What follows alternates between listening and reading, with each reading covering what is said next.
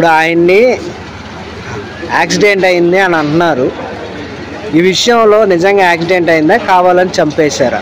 ఒక యాక్సిడెంట్ అయితే కాదు, అది దైవజనుడిని అలాగా చంపేయటం మటుకు చాలా ఘోరం. దైవజనుడు ఆయన వల్ల కొంతమంది చాలా మంది మారారు. దైవజనుడి వల్ల ఆయన ఎవరికి ఏ పాపం చేశాడని చెప్పి ఆయన చంపేశారో కూడా తెలియదు.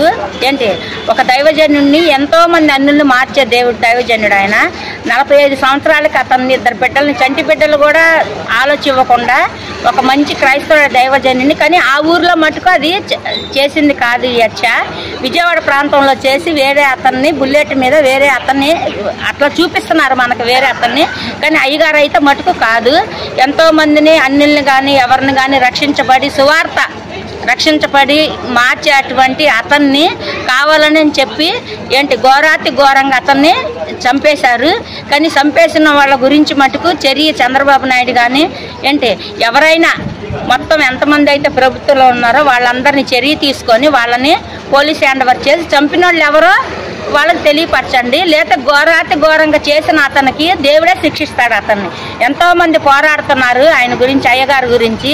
ఏంటి అయ్యగారు వల్ల కొన్ని వేల కుటుంబాలు, కొన్ని వేల సంఘాలు కూడా సంఘస్థులు క్రైస్తవులు అనేవాళ్ళు నిరాదీక్ష చేసినట్టు ఆయన గురించి మాట్లాడుతున్నారు. ఇంకా సంఘం అంతా కూడి వచ్చి ప్రతి ఒక్క సంఘం అంతా అతని గురించి మాట్లాడాలి, అతని గురించి, అతని ఫ్యామిలీ గురించి అందరు కూడా ప్రేయర్ చేయాలని చెప్పి ధన్యవాదాలు కోరుతున్నాను.